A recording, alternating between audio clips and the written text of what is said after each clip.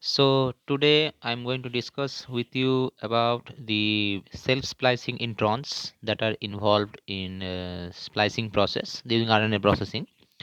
In the previous video, I have discussed about the spliceosome-mediated splicing process, that how the spliceosome complex together they interact with themselves and also with the mRNA, pre-mRNA, to splice out the introns and to rejoin the exons in two trans-esterification reactions. So let us get started now. Uh, okay. So about the self-splicing introns, well, I have also said a little bit overview about the self-splicing introns, that there are two types of self-splicing introns found within the nucleus. One is called group 1 introns, or group 1 self-splicing introns, and group 2 self-splicing introns. Why we say as self-splicing? Because they don't need any spliceosome complex to be used in splicing process. Okay, so that's why we say as self-splicing. So what it says here, by self-splicing, we mean that the intron itself fold into a new specific structure, or you can say conformation, within the pre-mRNA and catalyzes the chemistry of its own release. So self-splicing simply means that the intron which is present within the between the exons, this intron will itself fold into a specific structure, a specific conformation, and it will catalyze its own release from that mRNA. Okay, and causes the exons to be joined. So, how it is possible? It is possible by the help of some mechanisms which are involved in group 1 and group 2 self splicing introns. Okay, so simply here the introns will fold into an specific conformation structure, and thereby it catalyzes its own release from that exons, from that mRNA, for the splicing process to occur.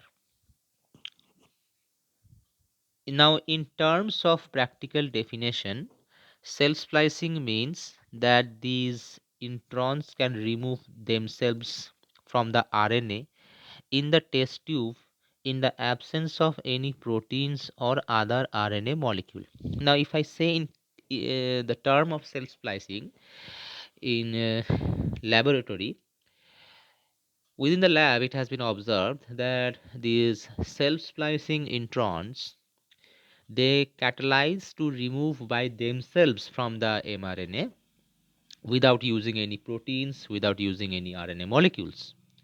So it means simply means they don't need any spliceosome machinery for mediating the splicing process.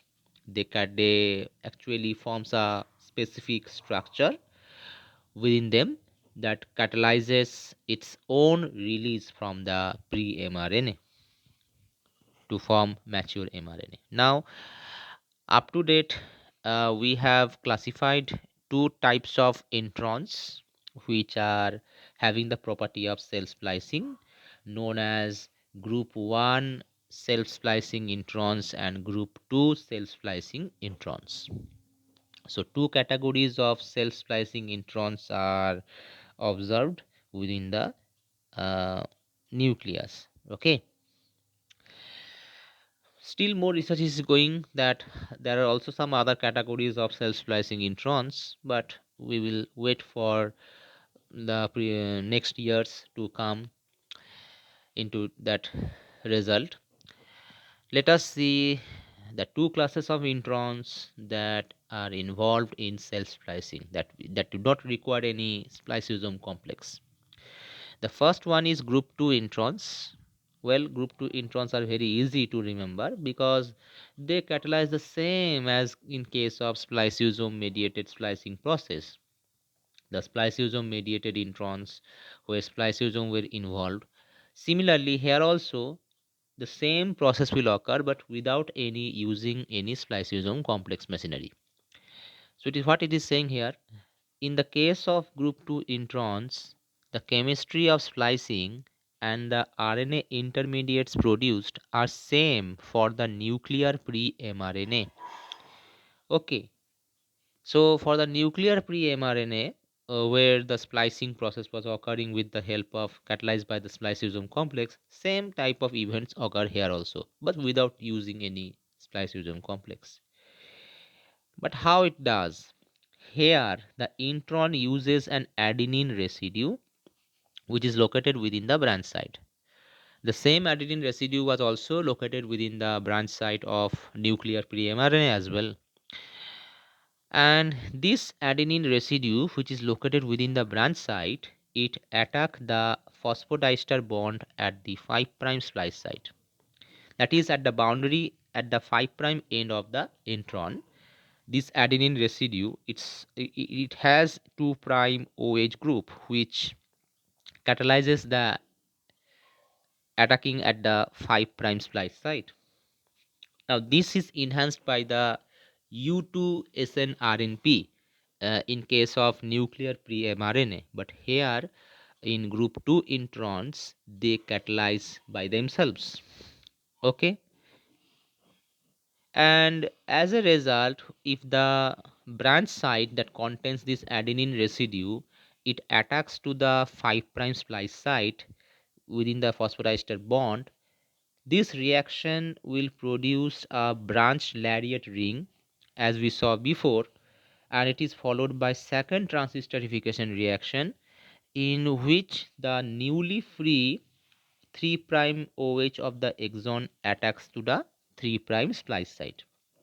So simple thing here we can see that here they don't need any protein machinery for splicing process to occur.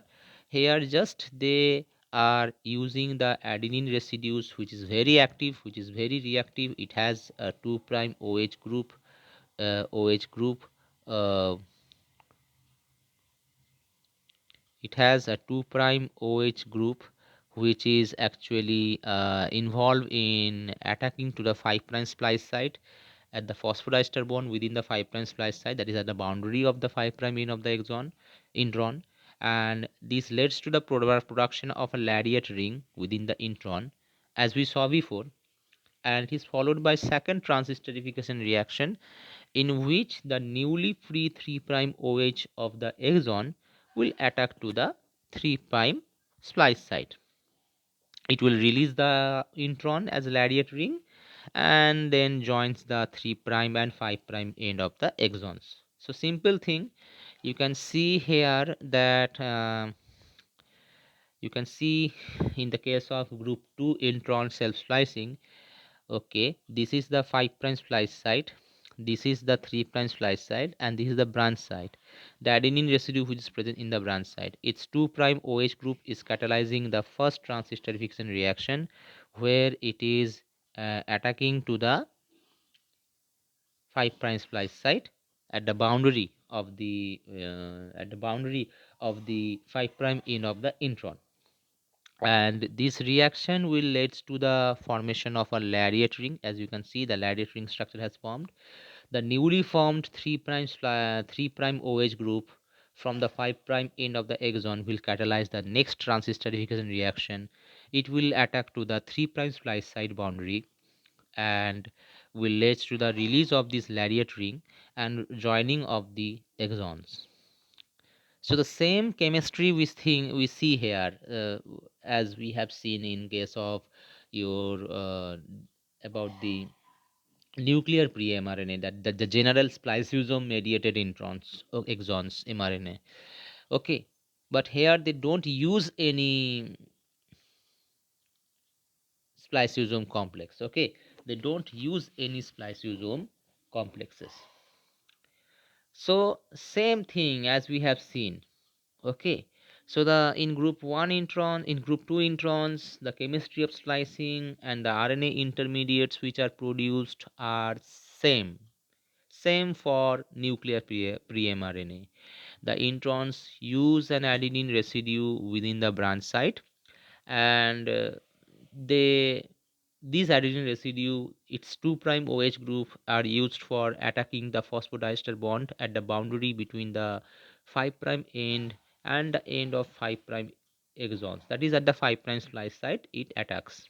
And this reaction produce a branch lariat ring, as we saw before, and it is followed by second reaction where the newly formed 3' OH group will catalyze the next transesterification reaction. It will attack to the 3' splice site, releasing the intron as lariat and fusing the 3' and 5' exons. What is more complicated is about the group 1 introns. You will see the group 2 introns are not so much critical. Research is being going on that how this active A site is being produced. Now, in case of nuclear pre-mRNA, we use a spliceosome machinery by interaction of a U2SN RNP. It interacts with the branch site, which causes this adenine residue to really to flip out, to extrude out, to release this extrude out its 2' OH, so that it can catalyze its um, transesterification reaction. But here, no such enzyme is being used. So research is going on for the group 1 introns. Sorry, group 2 introns. Let us see about the group 1 introns. In group 1 introns, in the case of group 1 introns, they splice by different pathway. Instead of a branch point A adenine residue, they uses a free guanine nucleotide or nucleoside. So group 1 introns, they catalyze the splicing process in a unique way. Instead of using the adenine residue found in the branch site, they use a free guanine nucleotide or free guanine nucleoside. This guanine species is bound to the RNA on a nucleotide binding pocket. So a binding pocket will be formed within the intron. If this is your exons, and if I use a different color representing the intron, okay, this is your intron. There is a active site where there is a nucleotide binding pocket where your guanine where guanine nucleotide will be binding, and using the OH group, using the 3' OH group of that guanine, it will catalyzes the attacking of the phosphodiester bond at the 5' splice site. Okay, so simple thing. So this group 1 introns, they splice in a different mechanism. Instead of using a adenine residue, they uses a free guanine nucleotide or nucleoside. This guanine nucleotide is bound to the RNA on the nucleotide binding pocket. The nucleotide binding pocket is formed within the intron. It is formed within the intron, and by binding, this guanine nucleotide having its 3' OH group is presented to the 5' splice site. Okay. The same type of transesterification reaction occur in the case of group 2 introns. The 3' OH group of guanine that binds to the nucleotide binding pocket on the mRNA carries out the first transesterification reaction by attacking the phosphodiester bond to the 5' splice site. So simple thing here, the what happened if I say in a step by step manner, within the introns of group 1, within the group 1 introns, they have a nucleotide binding pocket, and within this nucleotide binding pocket, your free guanine nucleotide binds, and these free guanine nucleotides have a 3' OH group, which catalyzes the attacking to the phosphodiester bond on the 5' splice site. The same thing has been written here. Okay, so the 3' OH group of the guanine, they bind to the nucleotide binding pocket on the mRNA, and they carries out the first reaction, the first transesterification reaction by attacking to the 5 prime splice site, the phosphodiester bond on the 5 prime splice site. The second reaction is as similar as we have seen. The second reaction proceeds as it does in earlier example. The free 3 prime OH group which has just been formed at the exon, it will attack to the 3 prime splice site, releasing the intron and fusing two exons. The unique thing is that here no lariat ring is formed, as you can see.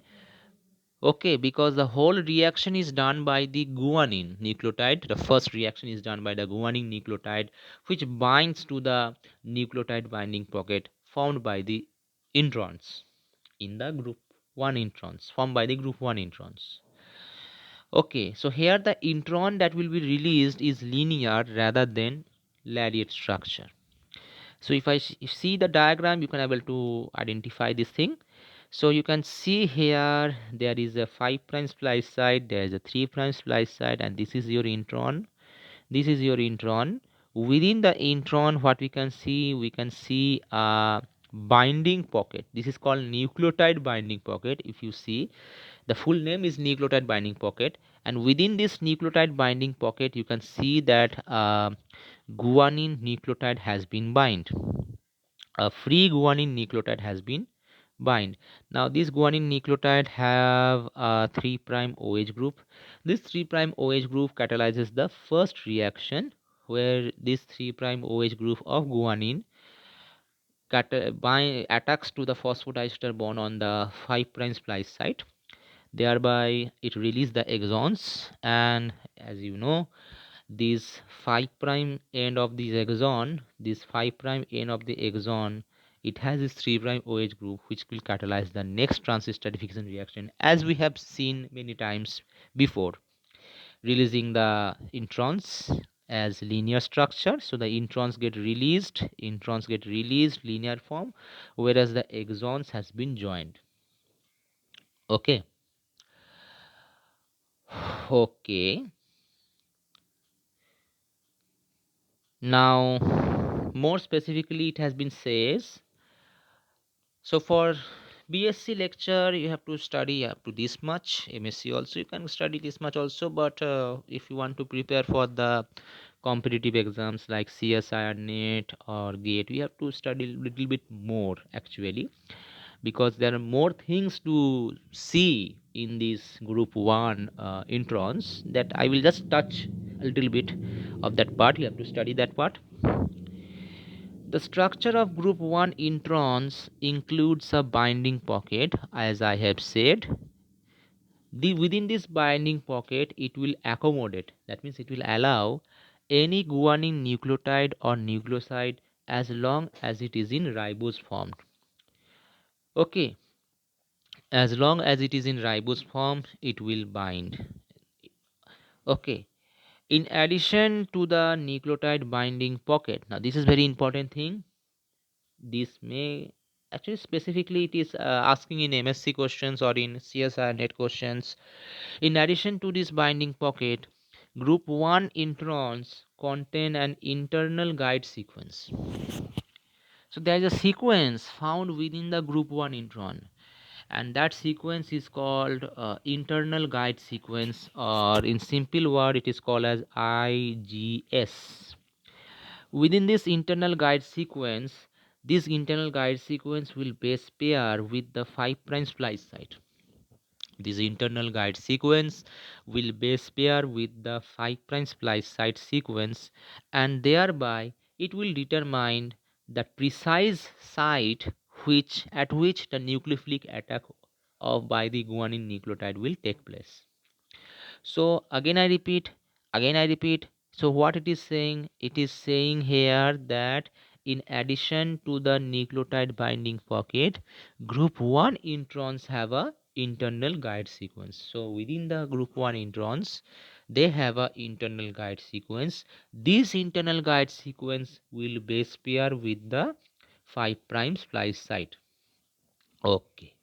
And after base pairing, it will determine that precise site, that accurate site where the nucleophilic attack done by the free guanine nucleotide will take place. Okay, I think you have understood. Well, nucleophilic attack, the transesterification reactions, it is mainly what I have said about nucleophilic attack here. Let us see. It is saying that in nucleophilic attack, the donation of electrons from an electron rich portion of a molecule, which can be a lone pair of electrons or even electrons that involve in bond formation, to a electron poor part of either the same or of a different molecule is called as nucleophilic attack.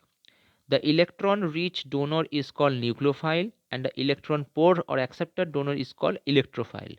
This attack or donation usually results in the formation of a bond.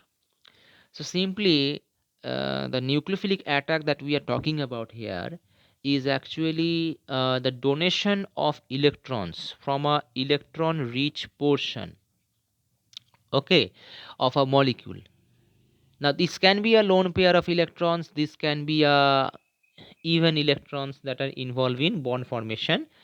So the donation of electrons from an electron rich portion of a molecule to an electron poor part, okay, electron poor part of either the same or of a different molecule, that leads to the formation of a bond. This is known as nucleophilic attack. Electron rich donor is called nucleophile, whereas electron poor is accepted is called as an electrophile.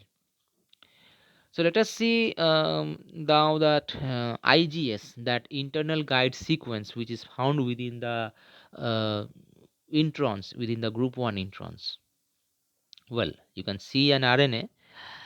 You can see an RNA here. Okay. And this is the introns actually. You can see these introns have a internal guide sequence. It is not yet degraded, but for showing, I am trying to show. This is the internal guide sequence. This is the nucleotide binding pocket where guanine nucleotide has been binded. Okay. Now it is still active. It can still catalyze the interact with this RNA, pre-mRNA. So you can see here the internal guide sequence is base pairing with the 5' splice site of a specific mRNA, whereas the which it helps to interact with the 5' splice site. Okay, and the free guanine, which is located in the guanine nucleotide binding pocket within the intron, catalyzes the transesterification reaction. Okay, so here you can see how it clips the mRNA. So in this way, your IGS works, your internal guide sequence works, because this internal guide sequence actually base pairs. It actually base pairs with the 5' splice site sequence, and thereby it determines that precise site, that accurate site where the nucleophilic attack by the guanine nucleotide will take place. Okay. So such precise work done by the group 1 introns here. Okay. So this is more this is more involved. If you want to study about the internal guide sequence, you have to study more from the other book sources. Okay, but up to this much you have to remember that this internal guide sequence actually base pair with the 5' splice site, and thereby it determines that accurate site where the nucleophilic attack, where the transesterification reaction done by the guanine nucleotide here, which is binding to the binding pocket of the introns, will catalyze this reaction. Okay, that means it is just like acting as a GPS, shows the direction that yes, you have to attack here on this site. Now, the main question arises that how does the spliceosome find the splicing site so reliably? Well, I have seen about this IGS. It binds to the 5' splice site, um, where it precisely allows that fast transesterification reaction. But if I say in general concept about the nuclear pre-mRNA, for the nuclear pre-mRNA, how does the spliceosome find the splice site so much reliably? If I say about a nuclear pre-mRNA, about the spliceosome mediated splicing, how the spliceosome accurately identify the splice sites? Well, you know the answer somehow with the help of other subunit proteins. Now the question arises, how the other subunit proteins identify? Then you will automatically say that these proteins are ribonuclear proteins, small nuclear ribonuclear proteins. So they have a RNA sequence which complementary base pair with the particular 5' splice site, 3' splice site, as we have seen before lectures. But there are also some other sequence as well to determine that where the spliceosome will act. Okay. So there are mainly two ways in which the accuracy of the splicing site selection can be enhanced. So what are the two ways through which the accuracy of the splice site selection will be enhanced? First, while transcribing a gene to produce the mRNA, RNA polymerase II carries with it various proteins with the roles in RNA processing. Remember, when we are doing transcription, the RNA polymerase II carries different proteins which are involved in RNA processing. Actually, the different enzymes that are involved in RNA processing uh, are are many enzymes, like if I say about the 5' capping, for the 5' capping we need RNA triphosphatase, guanylyl transferase, methyl transferase, right? For the splicing process we need spliceosome machinery, which is a component of about 150 different types of proteins, including 5 snRNA, small nuclear RNA. And for the polyadenylation, which is also a part of RNA processing, we need poly A polymerase, we need poly A binding protein, we need cleavage stimulating factor, we need cleavage and adenylation factor, CSTF and CSF. So different enzymes are involved in RNA processing. These enzymes are recruited depending on the phosphorylation state of the tail of RNA polymerase II. Remember that RNA polymerase II have a tail. RNA polymers II have a tail, and depending on the phosphorylation state of the tail, depending upon the phosphorylation state of the tail, it will determine that where what enzymes will be involved in your RNA processing process, including your transcription also. Okay, so the tail gets phosphorylated each time, and it allows the recruitment of those enzymes that are involved in RNA processing. Okay, and including the proteins that which are involved in splicing, they are also recruited depending on the phosphorylation state of the tail. Now, when a 5' splice site is encountered by RNA polymerase II in the newly synthesized RNA, those components are transferred from the tail of the RNA polymerase II onto the RNA. Simple thing. Again, I am repeating for you to clarify. I have said before, the first way through which we uh, um, we are discussing about what are the ways through which precisely spliceosome complex can identify the 5' splice site and 3' splice site.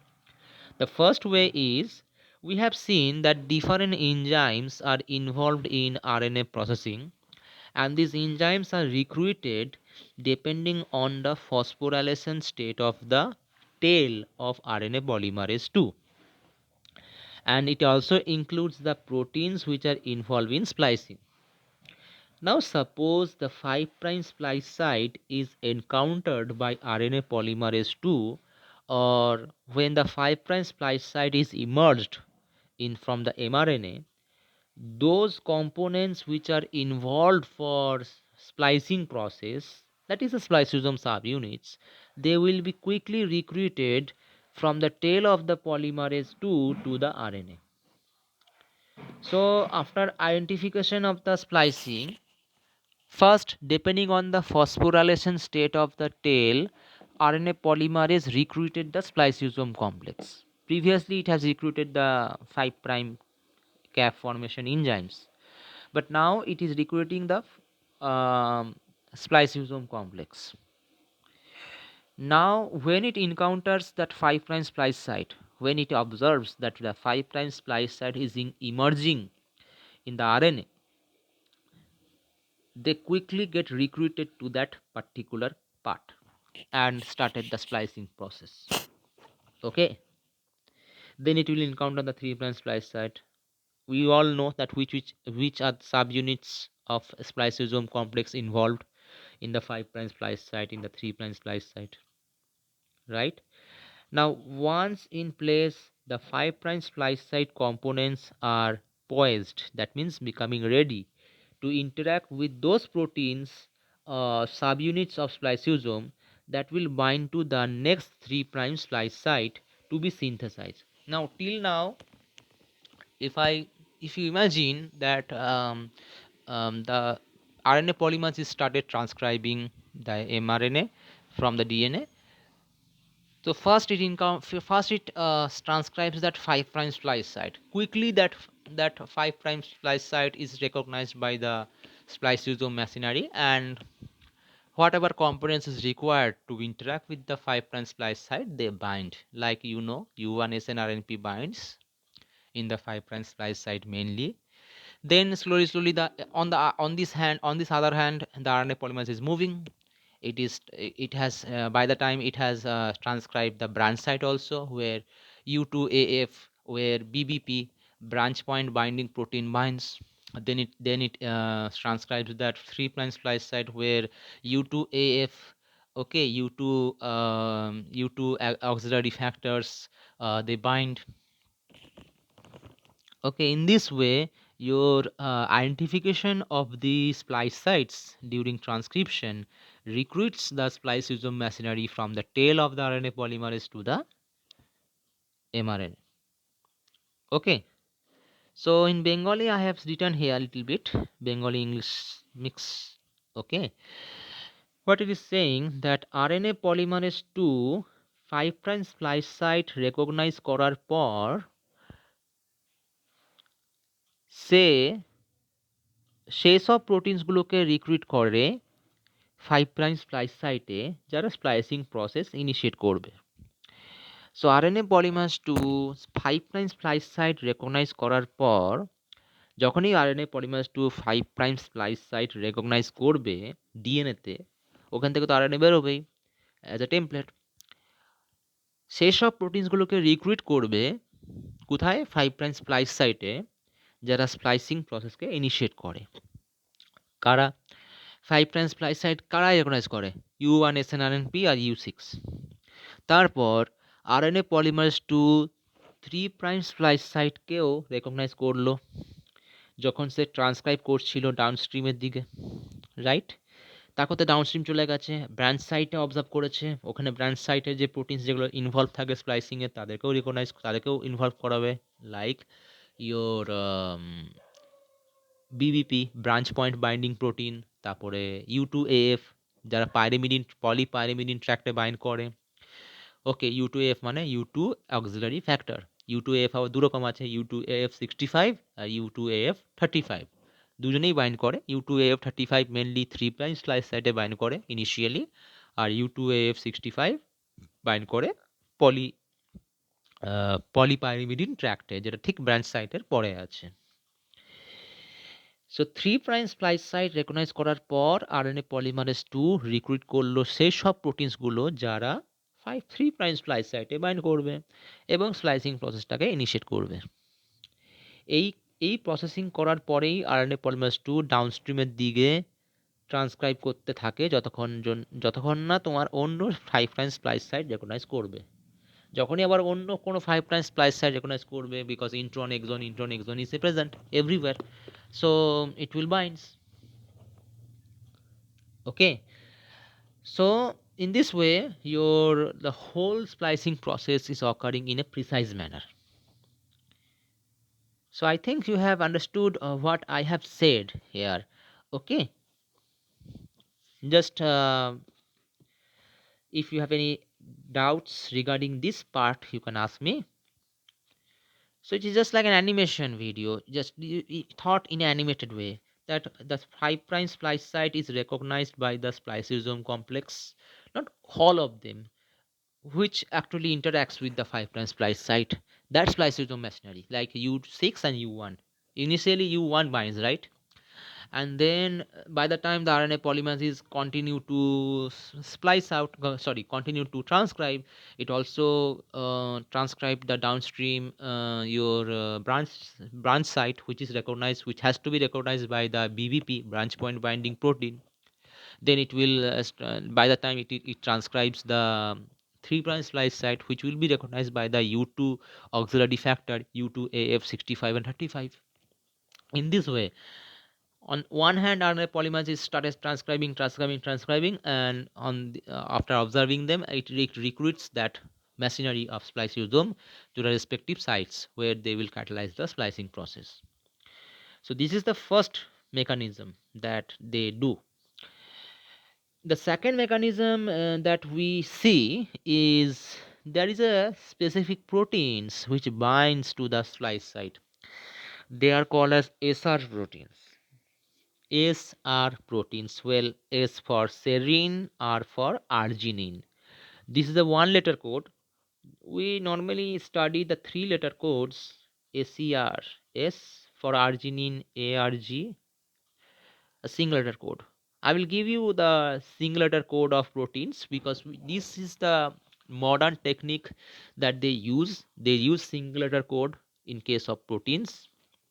So there is a protein called SR proteins, which is serine arginine rich proteins, and these serine arginine rich proteins bind to the mRNA at particular sequence known as ESE, exonic splicing enhancer.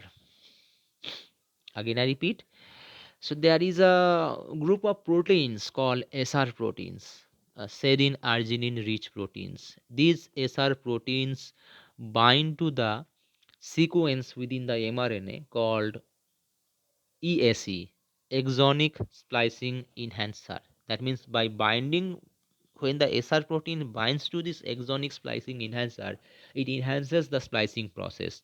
Just like activators in transcription binds to enhancer region, which enhances the inducer region, which induce the splicing, which induce the transcription process. Similarly here also, SR proteins or serine arginine rich protein bind to the ESE, bind to the exonic splicing enhancer regions, which stimulates the splicing process to occur. That means it will allow the spliceosome complex to interact and bind.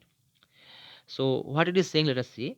SR proteins bind to these exonic splicing enhancer sites, then interact with the components of the splicing machinery and recruiting them to the nearby splice site. So this is a simplified diagram. If you can able to see, for one intron I am trying to show you, for one exon, sorry, not intron. So this is your intron as it has been mentioned here. This is another intron. Okay, and within the exon there are certain regions called ESE. Well, ESE means exon splicing enhancers. Within this exon splicing enhancer, the SR protein binds, and this SR protein will helps to identify the 5' splice site and the 3' splice site for the spliceosome complex, right? So exonic splicing enhancer sequences exonic splicing enhancer sequences. Within this sequence, the SR rich protein binds and interact with the splicing machinery and recruiting that splicing machinery to the nearby 5' splice site and 3' splice site. So there is another mechanism that how the splicing process occur in a precise manner done by the spliceosome machinery. So from the book I have tried to show it to you. This is more accurately drawn. Well, you can see the ESC found within the exon, the exonic splicing enhancer. They enhance the splicing process. How? By binding of the SR proteins. So the SR proteins have bind to this ESC region, and after binding, it tries to it actually allows the interaction with the 5' with the spliceosome machinery, so that the spliceosome machinery can able to interact and able to recognize that which one is a 5' splice site, which one is a 3' splice site. In this way you can see this is the 5' splice site, this is the 3' splice site, this is the 5' splice site, this is the 3' splice site. So with the interaction with the XR proteins they are able to recruit. So this was all about the in the self splicing, and also that how precisely the spliceosome machinery interact with the mRNA at the splice sites with the help of the SR proteins, and also with the help of the uh, with the help of the RNA polymerase, which recruits uh, each time depending on the phosphorylation state of the tail. Um, okay, so if you have any doubts regarding this part, you can ask me in the WhatsApp group. So now in the next video I will try to discuss with you about the alternative splicing. If it is given in the syllabus I will discuss. Okay.